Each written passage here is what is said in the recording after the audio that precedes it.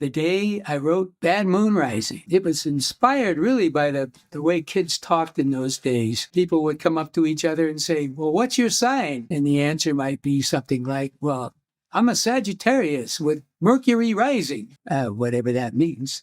It was very popular at the time. Well, the song itself is inspired by an old black and white movie called The Devil and Daniel Webster, and it's a classic tale of a guy who's down on his luck, so he sells his soul to the devil. Leadbelly played a 12-string guitar tuned down to the key of D, and it sounded huge. Well, I dove right into this D tuning idea. Then disaster struck. I could see that someone had thrown a brick through the rear window of my car. When I looked inside, my new 175 and my old Tremulux Fender amp were gone. Now, we were about to record Bad Moon Rising in just a few days.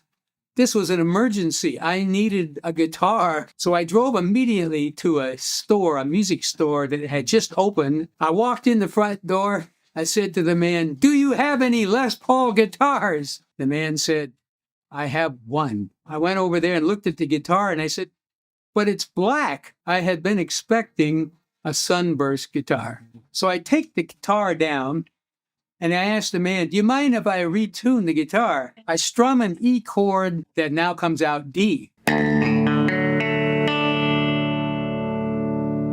Well, it was magical, epical, really.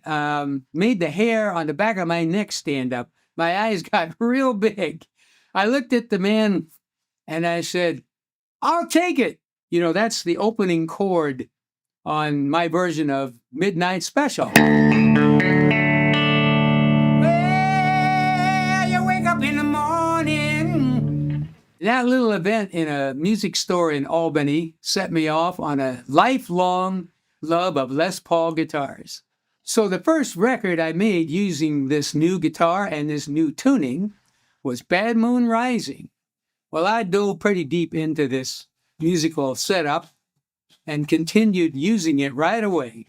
Writing Lodi, Commotion, wrote a song for everyone, Down on the Corner, Fortunate Son, Cross-Tie Walker, Feeling Blue, and of course, Midnight Special.